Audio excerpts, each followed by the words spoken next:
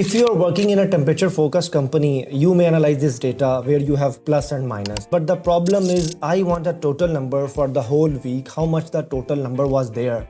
So I can use ABS function.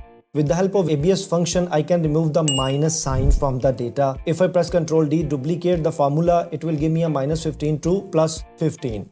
Similarly, I drag a formula all the way down and now you can see it removed the minus sign, showing me every day this was the number. Like Monday 1, Tuesday it was minus 15, but I can say some 15 degree that was change in the temperature. So this function is very helpful if you have any negative number and you want to remove that negative number to positive number, you can use this function.